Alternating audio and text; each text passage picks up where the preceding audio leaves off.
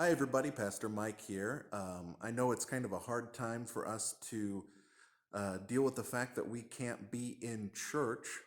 We can't be in our house of worship. But, when we're in church, there's a lot of things in here that we don't necessarily understand and we kind of take for granted. There's a ton of very interesting symbolism that goes on inside of our church. And I want to take you through some of that. Uh, we're going to just every now and then I'm going to come in here and take some videos of items in the church that maybe you've not seen before, or maybe you've seen before and not fully understood what they were all about. One of the first things that I want to talk about is the four stained glass windows that are near the front of our sanctuary area. You can see them here. We have these stained glass windows, and all of them have a different symbol inside of them.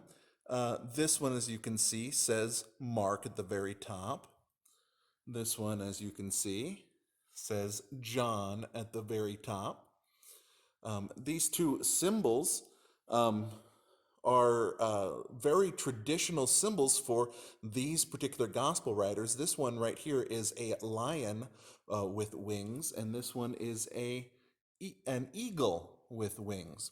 We can also see that on the other side of the sanctuary, we have the other two gospels. Over there, we have Matthew and John, and here, or Mark and John, and here we have Matthew and Luke. You see Luke here, this is a bull's head or an oxen with wings, and Matthew, which is a person with wings, a human being. Perhaps you've seen these before and wondered what the deal is with all of these, and I want to explain this to you.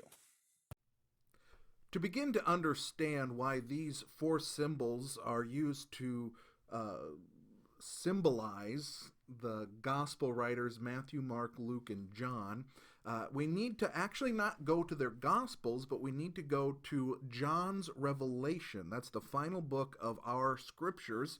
Revelation chapter 4, beginning in in the middle of verse 6. It says, "And around the throne, on each side of the throne, are four living creatures, full of eyes in front and behind. The first living creature like a lion, the second living creature like an ox, the third living creature with the face of a man, and the fourth living creature like an eagle in flight. And the four living creatures, each of them with six wings, are full of eyes all around them, and day and night they never cease to say, Holy, holy, holy is the Lord God Almighty, who was and is to come. And whenever the living creatures give glory and honor and thanks to him who is seated on the throne, who lives forever and ever, the 24 elders fall down before him who is seated on the throne and worship him who lives forever and ever." So we have this very bizarre symbolism of these four creatures with six wings, and they all have these different appearances. One has appearance like a man, one has an appearance like an eagle, one has an appearance like a lion, and one has an appearance like an ox. And many people throughout time have actually equated these four living creatures that John sees in the throne room of God with the four evangelists, the ones who told the story of Jesus. And I think it's very telling because if you listen to the description of these strange looking animals, that they never cease day and night to say, Holy, holy, holy is the Lord God Almighty, who was and is to come. And so that's exactly what the Gospels do. Matthew, Mark, Luke, and John never cease to tell the story of Jesus.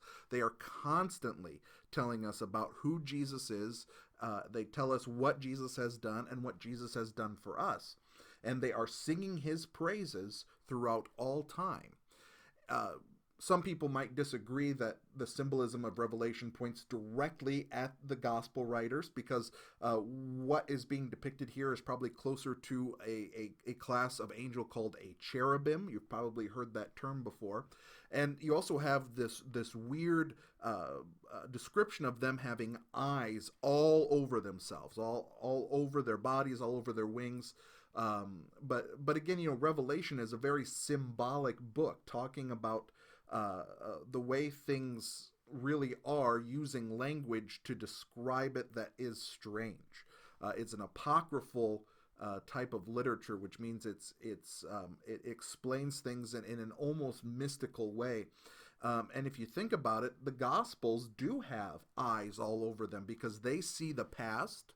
They see where Christ came from, starting with Adam and Eve, the promise of the seed in Genesis chapter 3 that will stomp on the serpent's head. They see the present. For them, it's when Jesus was walking on the earth and even being crucified. And they see the future, because they talk about what Christ will do in the future.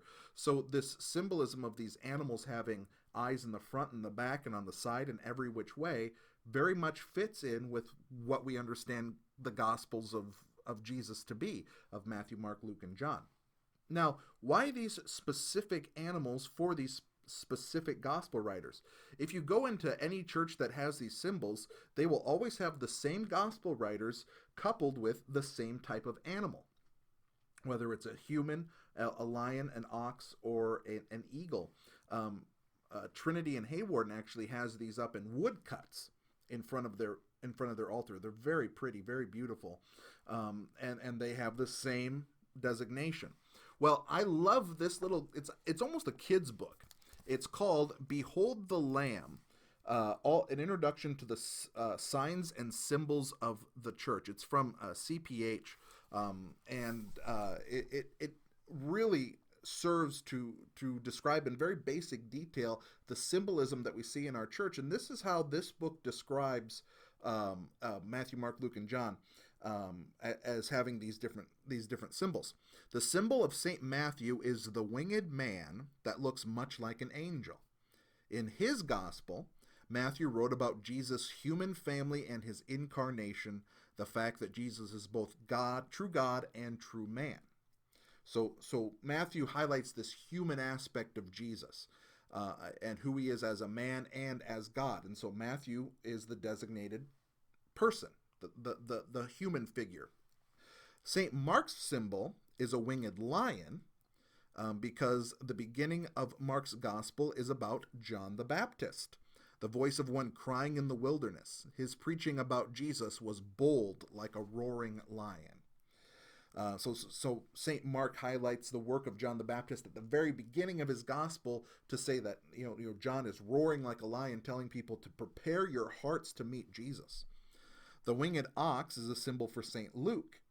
The symbol reminds us that Luke gives the fullest account of Jesus' suffering and death. Luke's passion account is very lengthy and very detailed. Luke was what we believe he was a physician, and so he was probably an educated individual who knew how to write and knew how to take an account of events.